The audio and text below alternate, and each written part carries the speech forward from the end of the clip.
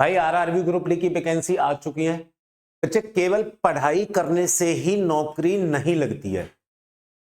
पढ़ाई करना नौकरी लगाने का मोस्ट इंपोर्टेंट पार्ट है, बट उसके साथ में कई इंपोर्टेंट पार्ट और होते हैं कि जैसे अब आप लोगों को फॉर्म अप्लाई करना है तो फॉर्म अप्लाई करते समय पे कि भैया किस जोन से फॉर्म डालना है, वो सबसे मोस्ट इंपोर्टेंट हो गया।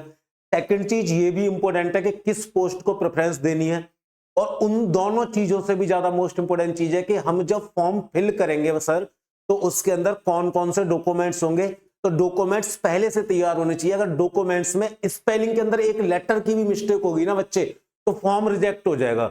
अगर आपने फोटो सही तरीके से नहीं लगाया ना तो आपका फॉर्म रिजेक्ट हो जाएगा। अगर आपने सिग्नेचर सही तरीके से नहीं करे ना तो आपका फॉर्म रिजेक्ट हो जाएगा। अगर आपने ईडब्ल्यूएस के सर्टिफिकेट को मानक के अनुसार नहीं बनवाया है तो आप वहां से निकल के सीधा जनरल के अंदर फाइट करने चले जाओगे। अगर आपने अपना कास्ट सर्टिफिकेट में आपकी स्पेलिंग की एक नाम मिस्टेक हो गया तो बच्चे वहां फिर आपको जनरल में जाके फाइट करना पड़ेगा। तो कौन कौन से डॉक्यूमेंट बनाने हैं ग्रुप डी के लिए, कौन कौन से डॉक्यूमेंट किस किस मानक पे लगाने हैं, तो बच्चे वो सारी चीजें मैं आपको बता देता हूं जिससे आपका फॉर्म रिजेक्ट ना हो। तो ध्यान से देखना बहुत अच्छे तरीके से और इसको सही तरीके से अप्लाई कर लेना, ठीक है। सबसे पहली बात बता दूं बच्चे, नोटिफिकेशन जहां तक है आप लोगों ने देख लिया होगा ज्यादातर बच्चों ने। अगर नहीं देखा है तो 23 जनवरी यानी कि कल से आप लोगों के फॉर्म स्टार्ट हो जाएंगे। 23 जनवरी 2025 यानी कि कल से आपके फॉर्म स्टार्ट हो जाएंगे। बच्चे जो लास्ट डेट है आप लोगों की कितनी है, 22 फरवरी 2025 आप लोगों की लास्ट डेट है, ये चीज ध्यान रखना। वैकेंसी भी बच्चे कंफर्म हो चुकी है आपकी 32,438 वैकेंसी आप लोगों की है। अब आप इनको 32,437 मान के चलो क्योंकि एक वैकेंसी तो आपने कंफर्म कर रखी है, ठीक है। तो ये डेट है इंपोर्टेंट डेट जो है, ठीक है ना, कि भैया 23 जनवरी से फॉर्म स्टार्ट हो जाएंगे। 22 डेट रहेगी हमारी, 22 फरवरी रहेगी हमारी लास्ट डेट। अब जो हमारा मेन मुद्दा था उस पर आ जाते हैं कि भैया कौन कौन से डॉक्यूमेंट्स हमको चाहिए, ठीक है ना। तो बेटा एक बात बताऊं, टेक्नोलॉजी का जमाना है, टेक्नोलॉजी का जमाना है।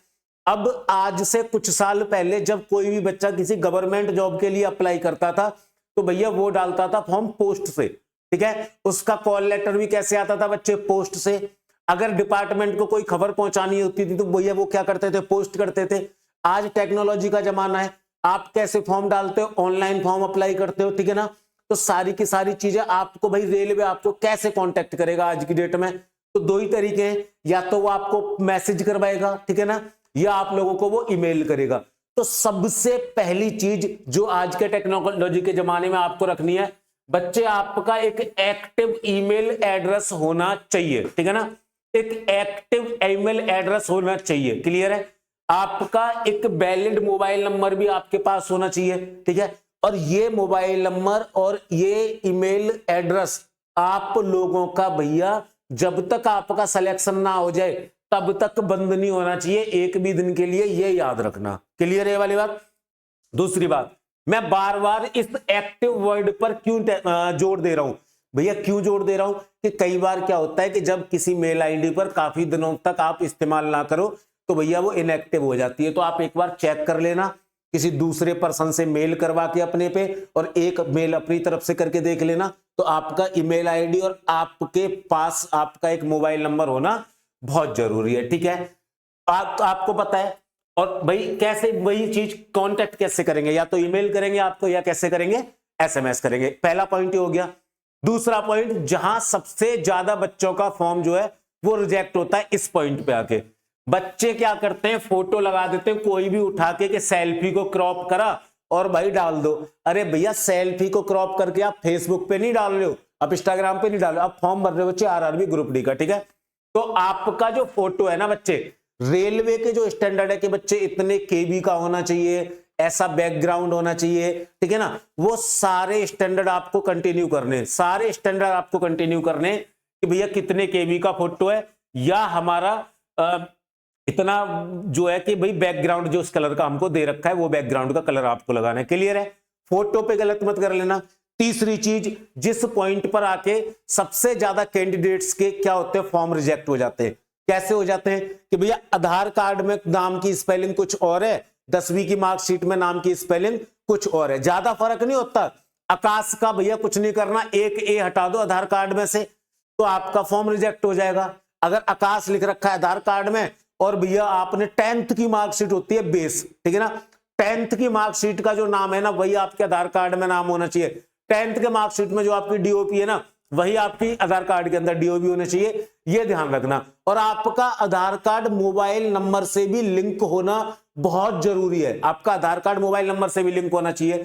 क्लियर है? आधार कार्ड का नाम 10th की मार्कशीट का नाम दोनों का दोनों सेम होना चाहिए, ये ध्यान रख लेना, वरना फॉर्म आपका रिजेक्ट हो जाएगा।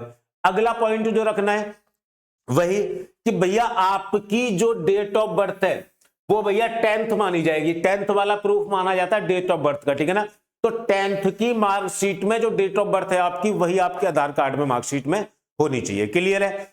अगला पॉइंट अगर मैं बात करूं उन बच्चों के लिए कि जो बच्चे अपना कास्ट सर्टिफिकेट लगाने वाले, तो वही सेम बात बच्चे मैं आप लोगों को बोलूंगा कि आपका जो कास्ट सर्टिफिकेट है उसमें पिताजी के नाम की स्पेलिंग चेक कर लेना, माताजी के नाम की स्पेलिंग चेक कर लेना, अपने नाम की स्पेलिंग चेक कर लेना, ठीक है ना। और सेंट्रल गवर्नमेंट के जो भी स्टैंडर्ड हैं जाति प्रमाण पत्र के वो लगाना है आप लोगों को, ठीक है ना। सेंट्रल गवर्नमेंट के जो भी स्टैंडर्ड है वो आप लोगों को लगाना है, ये ध्यान रखना। क्लियर है ये वाली बात?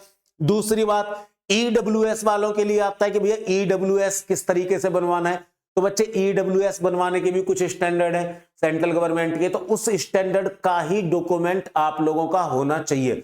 मैं बार बार पिछले 2 मिनट में एक चीज पर बार बार जोर दे चुका हूं कि भैया नाम में मिस्टेक मत कर देना, हर डॉक्यूमेंट में नाम की स्पेलिंग सेम होनी चाहिए, क्योंकि ज्यादातर बच्चों की, जितने बच्चों के फॉर्म रिजेक्ट होते हैं ना उनमें से लगभग 70% नाम की वजह से रिजेक्ट होते हैं और 30% मान लो तो भैया फोटो की वजह से रिजेक्ट होते हैं। ये चीज ध्यान रखना, ठीक है।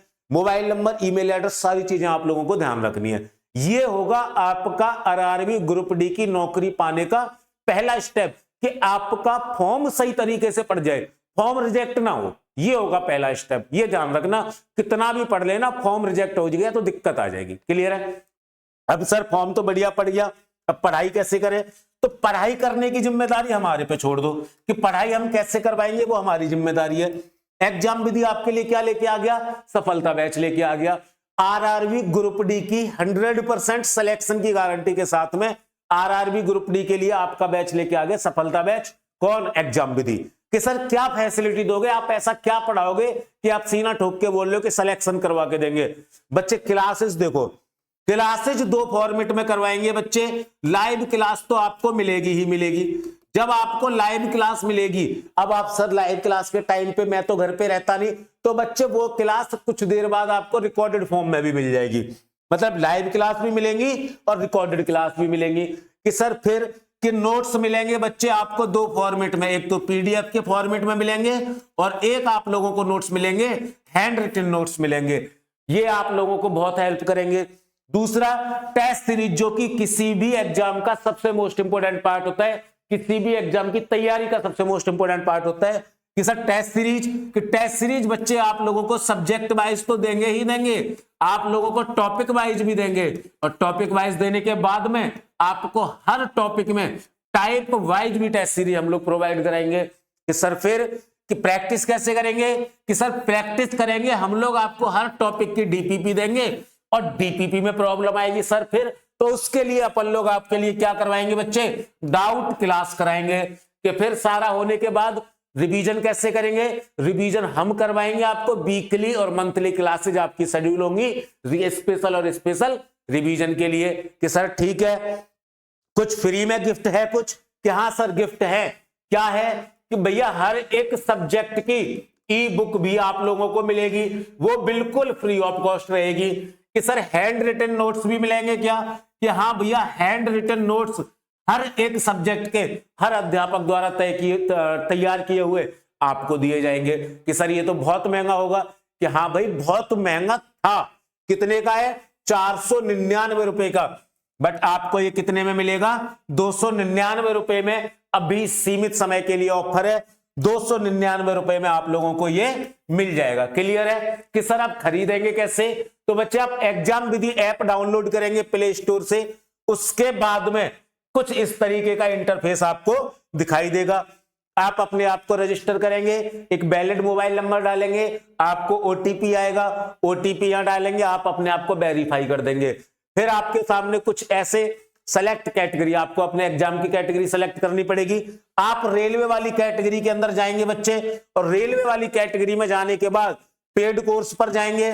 पेड कोर्स में आपको एक दिखेगा सफलता कोर्स, सफलता बैच रेलवे ग्रुप डी 2025 के लिए। यहां बच्चे बाई नाउ पे क्लिक करेंगे, यहां आप करेंगे पे ऑनलाइन, और ऑनलाइन पे करने के बाद कुछ इस तरीके का इंटरफेस आपको मिल जाएगा। यहां माई कोर्स पर क्लिक करके आप अपनी हर क्लास देख सकते हैं, आप अपनी हर पीडीएफ को पढ़ सकते हैं, आप अपनी हर हैंड रिटन नोट्स को पढ़ सकते हैं, हर एक क्लास को आप लाइव देख सकते हैं। ठीक है बच्चे, कि ठीक है सर, अगर कोई प्रॉब्लम आएगी तो क्या करेंगे सर, कि सर ने आपके लिए नंबर दिए हैं दो, कौन कौन से, कि सर ये दो नंबर आपकी स्क्रीन पे शो हो रहे हैं, इन दोनों नंबर पर आप कॉल कर सकते हैं या व्हाट्सएप पे हमें संपर्क कर सकते हैं अगर किसी भी प्रकार की कोई भी समस्या आपको आती है।